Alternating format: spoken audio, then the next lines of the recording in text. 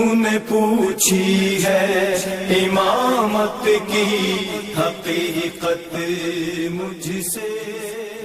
یہ اصطلاح ہے خلافت کی اور امامت کی. عرض کیا ہے کہ خلافت امامت کے مقابلے میں کوئی طرز حکومت یا نظام حکومت کا نام نہیں ہے، بلکہ بعد میں آنے والے امام کا عنوان ہے، چونکہ بعد میں آیا ہے. خلیفہ جو خلف سے آیا ہو، بعد میں آیا ہو. اصل امامت ہے. امامت کے اندر دو نظریے ہیں، انتصابی اور انتخابی. اب ہمیں قرآن سے یہ دیکھنا ہے کہ امامت انتخابی ہے یا انتصابی ہے. امامت یعنی حاکمیت مسلمین، امارت مسلمین، زعامت مسلمین، سیاست مسلمین، یہ انتخابی ہے یا انتصابی ہے. قرآن کریم میں بہت خوبصورتی کے ساتھ اس نقطے کو ذکر کیا گیا ہے. قرآن کریم نے امامت کو مطلقہ انتصابی ذکر کیا ہے، انتخابی نہیں ہے، بلکہ انتخابی عوامی مداخلت کو تشکیل حکومت میں روک دیا ہے.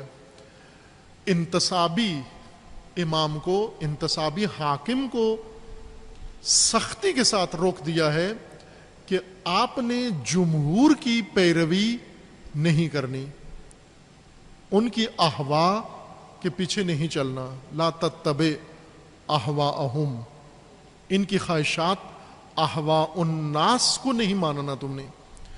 کیوں؟ کہ تم نے وحی کی اتباع کرنی ہے، تم منسوب من اللہ ہو، اللہ کی طرف سے حاکم ہو، نہ جمہور کی طرف سے. اللہ کی طرف سے جو حاکم ہے اس نے اللہ کا فرمان لوگوں پر نافذ کرنا ہے.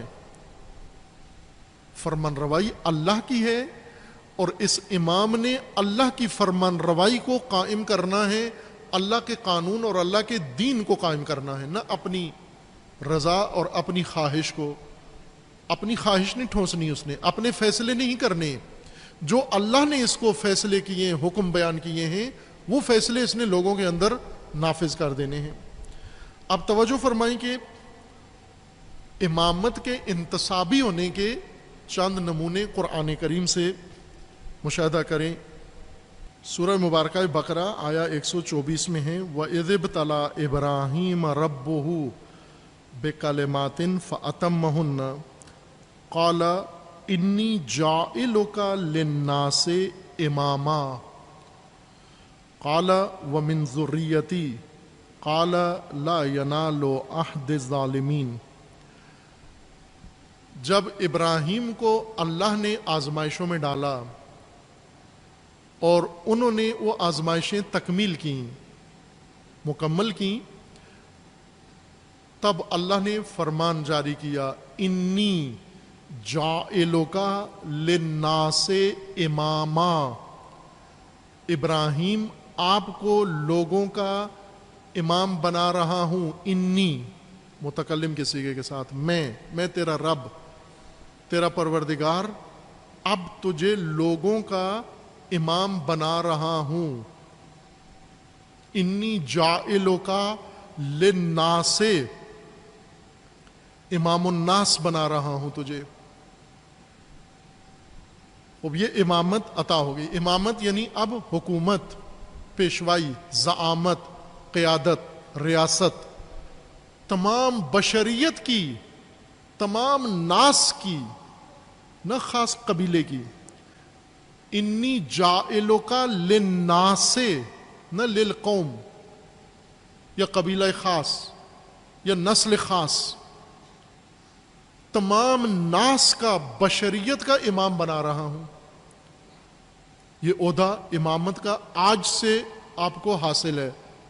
آپ زمین پر امامت کریں. امامت یعنی اللہ کی حاکمیت، اللہ کا قانون، اللہ کا نظام قائم کریں اور نافذ کریں.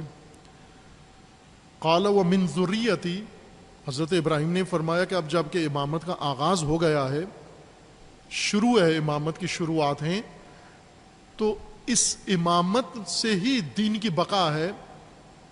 تو دین بھی آئندہ کے لیے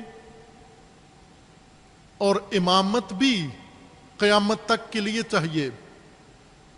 حضرت ابراہیم نے دعا مانگی, قال ومن ذریتی, میری ذریت میں, میری نسل میں, میری اولاد میں بھی امامت مقرر فرما.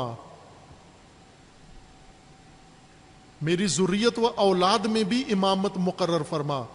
حد نہیں رکھی کہ کب تک, ختم الرسل تک نہ, کوئی حد نہیں ہے. للناس آپ کو امام بنایا ہے, اور یہی للناس امامت, للناس امامت الناس ابراہیم کی طلب ہے, دعا ہے, میری ذریت میں بھی مقرر فرما. دعا قبول ہو گئی, لیکن شرط رکھی گئی کہ تیری ذریت میں امامت مقرر کر دی ہے, لیکن ظالم تیری ذریت میں سے, تیری نسل میں سے جو ظالم ہوں گے وہ نہیں پہنچ سکتے اس عہد تک. جو ظالم نہیں ہوں گے تیری ذریت میں سے وہ امامت کے منصب پر پہنچیں گے, وہ لوگوں کے امام ہوں گے, وہ لوگوں کے حاکم ہوں گے, وہ لوگوں کے سربراہ ہوں گے, وہ اللہ کی حکومت کے قائم کرنے کے ذمہ دار ہوں گے لوگوں کے اوپر. یہ ہے نسب عام ذریت. اگر کوئی آیت قرآن میں نہ ہوتی, یہ ایک آیت اگر ہوتی, خدا نخواستہ کوئی اور آیت نہ ہوتی, یہ ایک آیت ہوتی, یہ کافی تھی قیامت تک کے لیے نظام امامت ثابت کرنے کے لیے. غور کریے ذرا, اللہ تعالیٰ کا فرمان ہے کہ انی جاعلک للناس اماما افحکم الجاہلیت یبغون. جاہلیت کی حکومت کے پیچھے اس طرح دوڑ پڑے ہو, اس طرح سر پاؤں ننگے نکل پڑے ہو, حدیں کراس کر رہے ہو, حدیں توڑ کر جاہلیت کے نظام کے پیچھے لگ رہے ہو. ومن احسن من اللہ حکما, وہ اللہ کی حسین حکومت, زیبا حکومت کون سی ہے؟ امامت. وہ زیبا ترین, حسین ترین, خوبصورت ترین حکومت خدا, اس سے بڑھ کر بھی کوئی حکومت ہے جس کے پیچھے اس طرح دوڑ پڑے ہو تم؟ اس کے مقابلے میں بھی کوئی حکومت ہے, اس سے بڑھ کر بھی کوئی حکومت ہے جس کے لیے اس طرح سرپٹ دوڑ رہے ہو آپ؟ یبغون, بغی کی حالت میں بغاوت شروع کر دی ہے تم نے, باغی بن گئے ہو تم, ساری حدیں توڑ کے چاہ رہے ہو تم. توجہ فرمائیں, انی جاعلک, یعنی انی جاعلن, میں ہوں امامت جعل کرنے والا, یعنی امامت جعل کرنا, امامت مقرر کرنا, امام بنانا, یہ میرا کام ہے, اللہ کا کام ہے. انی جاعلن, میں ہوں امام بنانے والا. انتخابی نہیں ہے, کوئی اور بھی نہیں بنائے. یہ بھی نہیں کہا اے ابراہیم تجھے میں بنا رہا ہوں, ذریت میں تو خود بنا دینا, انتخاب تجھے دے دیا. یعنی تیری امامت انتصابی ہے, تیری ذریت کی امامت انتخابی ہے. بے شک تو خود انتخاب کر لینا کس کو امام بنانے. نا, انی جاعلک, میں بنا رہا ہوں, میں بنانے والا ہوں. یہاں بہت لطیف نقطے ہیں عربی قواعد کے اور قرآن کے, کہ شاید یہ محفل اس بات کی متحمل نہ ہو سکے کہ ان نقطوں کی طرف جائیں ہم. جو الفاظ استعمال کیے گئے ہیں, یہ نہیں فرمایا انی جعلتو کا, انی اجعلو کا. اگر یہ بتایا جاتا, یہ صیغے استعمال کیے جاتے تو بھی مفہوم یہی ادا ہو جانا تھا. میں نے تجھے مقرر کر دیا, میں تجھے مقرر کر رہا ہوں. یہ نہیں فرمایا انی جاعلو کا. جاعل فاعل, مقرر کرنے والا, امامت کا وہ میں ہوں. میں ہوں, میرے بنانے سے, میرے مقرر کرنے سے امامت بنے گی. تجھے بنا رہا ہوں. ابراہیم علیہ السلام نے دعا کی وہ من ذریتی, یہ نہیں کہا کہ وہ آپ خود بنا لینا, وہ انتخابی ہوگی, وہ بھی انتصابی ہے, وہ بھی میں. انی جاعلن, انی جاعلو کا للناس اماما و انی جاعلون لذریتک, تیری ذریت کا بھی جاعل میں ہوں, تیری ذریت میں سے بھی امام میں نے بنانا ہے. لیکن یہ شرط ہے کہ ظالم نہیں ہوگا. تیری ذریت میں ظالم بھی آئیں گے, وہ نہیں پہنچ سکتے امامت تک. یہ عہد ہے جو امام عادل متحمل ہوگا. ذریت کا عادل فرد امامت کا حمل کرنے والا ہوگا, منصب امامت پہ فائز ہوگا. اسی آیت کے اندر اللہ تعالیٰ کا یہ فرمانا ہے کہ انی جاعلن, میں اللہ امام بنانے والا ہوں, تیرے لیے بھی تیری ذریت کے لیے بھی. ذریت قیامت تک کے لیے ہے.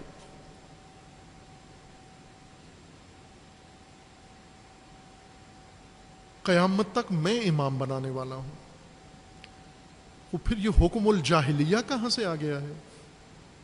جب اللہ نے امامت بنانی ہے, اللہ نے امام مقرر کرنا ہے, اللہ نے حاکم و پیشوا بنانا ہے, اگر حدیث غدیر نہ بھی ہو, کوئی اور آیت نہ ہو, یہ ایک آیت ہو, یہ ابراہیم و آل ابراہیم و ذریت ابراہیم کی حاکمیت کے لیے کافی ہے قیامت تک.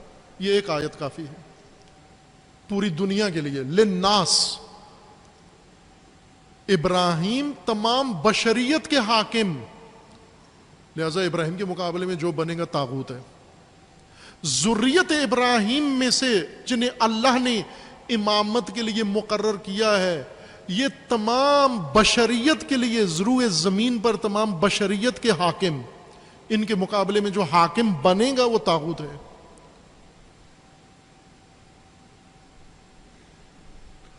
اب اس آیت کے ہوتے ہوئے پھر میٹنگ کرنا, پھر اجلاس کرنا, پھر کمپین چلانا حاکم بنانے کے لیے, پھر بغی کرنا یا بغونا, اس آیت کے ہوتے ہوئے کہ اللہ فرما رہا ہے کہ یہ میں کروں گا, ہمارا ووٹر کہہ رہے نہیں یہ ہم کریں گے, یہ تو جمہور کریں گے. آج اگر انتخابات سے حاکم بنانا ہے تو پھر تو سارا مسئلہ حل ہے. عزیز من, اس وقت یہ مسلمانوں میں جو اختلاف ہے وہ اسی بات پر تو ہے, اسی نقطے پر ہے, انتخاب و انتصاب پر ہے. اگر آج حکومت انتخابی ہے, انتخابات سے بننی ہے, تو رسول اللہ کے بعد پہلی حکومت جو بنی وہ انتخابی ہی تھی. آج اگر یہ فاسق و فاجر ان کو انتخابات سے حاکم ماننا ہے تو وہ تو ان سے بہت بہتر تھے, وہ تو صحابہ تھے رسول اللہ کے. اگر انتخاب سے ہی بننا نہ تھا حاکم تو اسی ایک انتخاب کو مان لو, اس ایک انتخاب کو ماننے سے سارے مسائل حل ہو جاتے ہیں.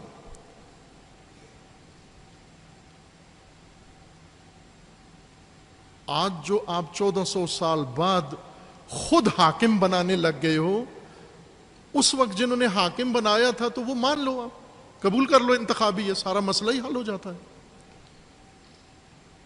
وہاں تو مصر ہو کہ نہیں انتخابی نہیں انتصابی ہے, تو یہ انتصابی حق اللہ کا ٹوٹا کہاں ہے؟ یہ اللہ سے یہ حق لیا کس نے ہے؟ یہ اللہ کو عاجز حاکم بنانے امام بنانے سے کس نے عاجز کیا ہے؟ کہ وہ اللہ رسول اللہ کے بعد تو اللہ نے حاکم بنانا تھا, لیکن آج اس صدی میں 2018 میں پاکستان کے لیے اللہ حاکم نہیں بنا سکتا. یہ حق اللہ سے کس نے لیا ہے؟